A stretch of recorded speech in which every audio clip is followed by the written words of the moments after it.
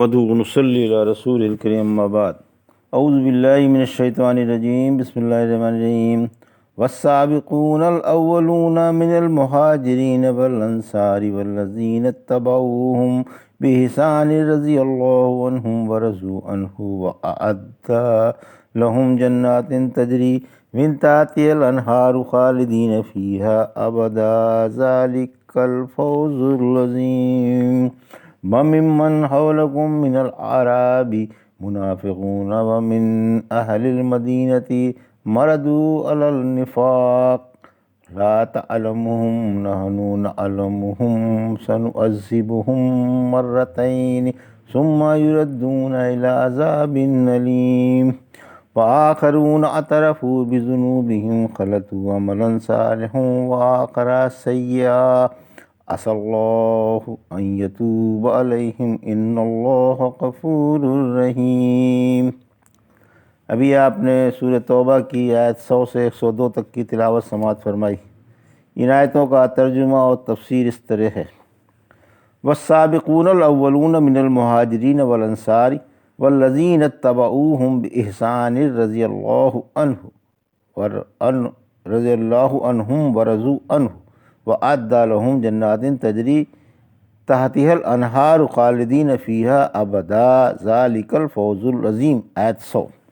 ترجمہ: جو مہاجر و انصار سب سے پہلے اور سبقت کرنے والے ہیں اور جو نیک باتوں میں خلوص سے ان کی پیروی کرنے والے ہیں، اللہ ان سے خوش ہے اور وہ اللہ سے، اور اللہ نے انہی کے لیے ایسے بہشتی باغات تیار کر رکھے ہیں کہ جن کے اندر نہریں جاری ہیں، جہاں ان کی دائمی زندگی ہے۔ یہی سب سے اعلیٰ درجے کی کامرانی ہے۔ یہ تھا سورہ توبہ کی آیت 100 کا ترجمہ تفسیر۔ مہاجر و انصار کی فضیلت۔ اول مسلمان ہونے والے مہاجروں اور انصار کو اور ان کے بعد والے مسلمانوں کو جو خلوص سے نیک کاموں میں ان کی پیروی کرنے والے تھے، اللہ اپنی خوشنودی اور رضا کی بشارت دے رہا ہے اور انہی نعمتوں والی جنتوں کا، دائمی بہاروں کا اور نہ ختم ہونے والے عیش کا مزدہ سنا رہا ہے۔ اول اور ایمان میں سبقت کرنے والے مہاجر و انصار سے حدیبیہ کے سال بیعت رضوان میں شامل ہونے والے صحابہ کرام مراد ہیں۔ صحابہ رضی اللہ عنہ کو برا کہنے والے بد اخلاق ہیں۔ سبحان اللہ! حق تعالیٰ نے تو اپنی رضا کی مہاجر و انصار کو خلوص سے ان کے نقش قدم پر چلنے والوں کو بشارت سنا دی۔ پھر وہ اللہ کے نزدیک کس قدر قابل لعنت و ملامت ہوں گے جو ان سے بغض رکھتے ہیں یا انہیں برا کہتے ہوں یا ان کی شان میں گستاخیاں کرتے ہوں، خواہ وہ سب کو برا کہتے ہوں یا خاص صحابہ کو، خصوصاً ان صحابہ کو جنہیں سیادت و فوقیت حاصل تھی اور جو اللہ کے رسول صلی اللہ علیہ وسلم کے بعد سب سے بڑھ کر سب سے بہتر اور سب سے بلند مقامات کے مالک تھے، یعنی صدیق اکبر کو اور فاروق اعظم کو، اور خصوصاً صدیق اکبر کو جن سے بڑھ کر کوئی بھی صحابی نہ تھا۔ رافضیوں کا ایک بد اخلاق فرقہ افضل ترین صحابہ کا دشمن ہے، انہیں بری نگاہ سے دیکھتا ہے اور ان کی شان میں گستاخیاں اور بد اخلاقیوں سے پیش آتا ہے، جس سے معلوم ہوتا ہے کہ ان کی ذہنیتیں بگڑی ہوئی ہیں اور ان کے دل اندھے ہیں۔ بھلا ایسے لوگوں کا قرآن پر ایمان کہاں رہا جب کہ وہ صحابہ کرام کی شان میں بد اخلاقیوں اور گالیوں سے پیش آتے ہوں؟ اہل سنت کی تو یہ شان ہے کہ وہ انہی سے خوش ہیں جن سے اللہ خوش ہے، اور انہی کو بری نگاہ سے دیکھتے ہیں جن کو اللہ نے اور اس کے رسول صلی اللہ علیہ وسلم نے برا بتایا ہے، انہی سے دوستانہ تعلقات رکھتے ہیں جو اللہ کے دوست ہیں، اور انہی کے دشمن ہیں جو اللہ کے دشمن ہیں۔ الحمدللہ ہم اہل سنت کو شرف اتباع رسول حاصل ہے، ہم بدعتی نہیں، ہمیں آپ کی پیروی کا حکم ہے اور اپنی طرف سے کوئی حکم ایجاد کرنے کا حق نہیں۔ ایسے ہی لوگ اللہ کی کامیاب جماعت اور اس کے حقیقی بندے ہیں۔ وَمِمَّنْ حَوْلَكُمْ مِنَ الْأَعْرَابِ مُنَافِقُونَ وَمِنْ أَهْلِ الْمَدِينَةِ مَرَدُوا عَلَى النِّفَاقِ لَا تَعْلَمُهُمْ نَحْنُ نَعْلَمُهُمْ سَنُعَذِّبُهُمْ مَرَّتَيْنِ ثُمَّ يُرَدُّونَ إِلَى عَذَابٍ أَلِيمٍ۔ آیت 101۔ ترجمہ: اور تمہارے ارد گرد دیہاتیوں میں منافق ہیں اور مدینے والوں میں بھی یہ لوگ نفاق پر جمے ہوئے ہیں۔ آپ کو ان کا علم نہیں ہے، ہم انہیں جانتے ہیں، ہم انہیں 2 بار جلدی سے ہی سزا دیں گے، پھر وہ ایک بڑے عذاب کی طرف لوٹا دیے جائیں گے۔ یہ تھا ترجمہ آیت 101 کا۔ اب تفسیر۔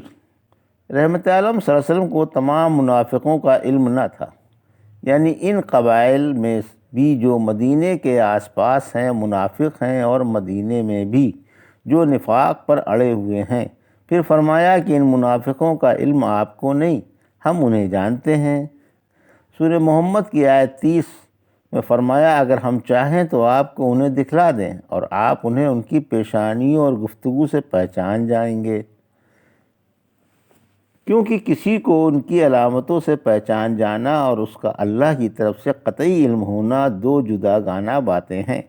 آپ تمام منافقوں کو نہیں جانتے تھے، البتہ آپ کو کچھ منافقوں کے حالات سے خبردار کر دیا گیا تھا، لیکن آپ یہ قطعی جانتے تھے کہ مدینے میں کچھ منافق ہیں اور وہ آپ کے سامنے صبح و شام آتے جاتے بھی رہتے ہیں، مگر آپ کو ان میں سے سب کا قطعی علم نہ تھا۔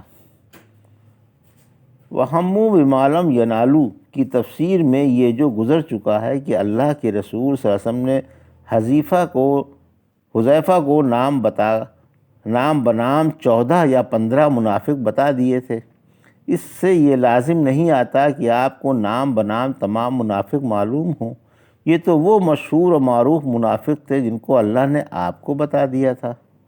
تمام پیغمبروں کی یہی حالت ہے کہ وہ اتنا ہی جانتے ہیں جتنا ان کو ان کا رب بتا دیتا ہے۔ چنانچہ حضرت نوح علیہ السلام نے فرمایا سورہ شعراء کی آیت 112 میں، مجھے معلوم نہیں کہ لوگ آئندہ کیا عمل کرنے والے ہیں۔ شعیب علیہ السلام نے فرمایا سورہ ہود کی آیت 86 میں تم پر کوئی نگہبان نہیں۔ اس آیت میں بھی اللہ نے اپنے نبی سے فرمایا آپ انہیں نہیں جانتے، ہم جانتے ہیں۔ منافقوں پر دوہرے عذاب کی تفسیر۔ ابن عباس فرماتے ہیں ایک دفعہ جمعے کے دن اللہ کے رسول صلی اللہ علیہ وسلم نے وعظ میں کسی کا نام لے کر 2 بار فرمایا کہ تم نکل جاؤ، تم منافق ہو، اور آپ نے مسجد سے چند اشخاص نکال دیے جس سے ان کی رسوائی ہوئی۔ جب یہ لوگ مسجد سے نکل رہے تھے تو عمر رضی اللہ عنہ تشریف لا رہے تھے۔ آپ سمجھے کہ نماز جمعہ ختم ہو گئی اور شرم کے مارے ان سے چھپ گئے۔ انہوں نے یہ سمجھا کہ عمر رضی اللہ عنہ کو بھی ہمارا حال معلوم ہو گیا ہے، اس لیے یہ بھی شرم کے مارے ان سے کترا گئے۔ پھر عمر رضی اللہ عنہ مسجد میں آئے تو ابھی جمعے کی نماز نہیں ہوئی تھی۔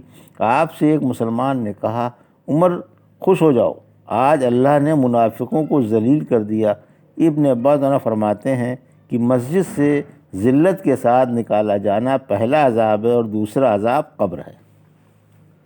اللہ کے نبی صلی اللہ علیہ وسلم نے حذیفہ رضی اللہ عنہ کو نام بنام 12 منافق بتا دیے تھے، اور آپ صلی اللہ علیہ وسلم نے فرمایا تھا کہ ان میں 6 منافقوں کو ایک پھوڑا کافی ہوگا، یہ جہنم کی آگ کا آتشی پھوڑا ہوگا جو ان کے کندھوں سے ابھرے گا اور سینہ پھوڑ کر نکل آئے گا، اور 6 منافق بلا پھوڑے ہی کے مر جائیں گے۔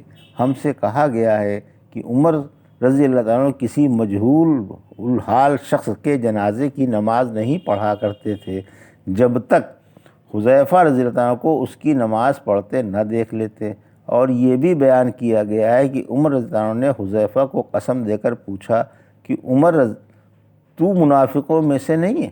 بولے نہیں، البتہ مجھے آپ کے بعد کسی پر نفاق سے بے خوفی نہیں۔ وآخرون اعترفوا بذنوبہم خلطوا عملا صالحا وآخر سیئا عسى اللہ ان یتوب علیہم ان اللہ غفور رحیم۔ آیت 102 ترجمہ۔ اور دوسروں نے جنہوں نے اپنے گناہوں کا اقرار کر لیا ہے، اچھے اور برے ہر طرح کے عمل کیے ہیں، یقین ہے کہ اللہ ان کی توبہ قبول فرمائے لے، واقعی اللہ بڑا ہی خطا پوش و مہربان ہے۔ یہ ترجمہ تھا آیت 102 کا۔ تفسیر۔ اوپر ان منافقوں کا بیان تھا جو تکذیب و شک اور بے رغبتی کی وجہ سے جنگ میں شریک نہ ہوئے تھے۔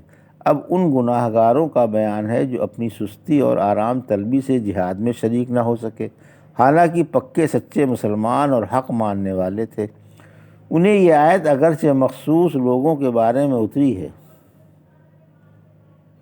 انہیں اپنے گناہوں کا اقرار تھا اور ان کے پاس نیکیاں بھی تھیں، توقع ہے کہ اللہ ان سے درگزر فرمائے اور ان کا قصور معاف فرما دے۔ یہ آیت اگرچہ مخصوص لوگوں کے بارے میں اتری ہے مگر اس کا حکم عام ہے، اور ہر گنہگار و خطاکار اور نیک و بد عمل کرنے والا اس کے حکم میں داخل ہے۔ رحمت عالم صلی اللہ علیہ وسلم نے فرمایا، آج کی رات میرے پاس 2 شخص آئے اور مجھے اٹھا کر ایک ایسے شہر کی طرف لے گئے جو سونے اور چاندی کی اینٹوں سے بنا ہوا تھا۔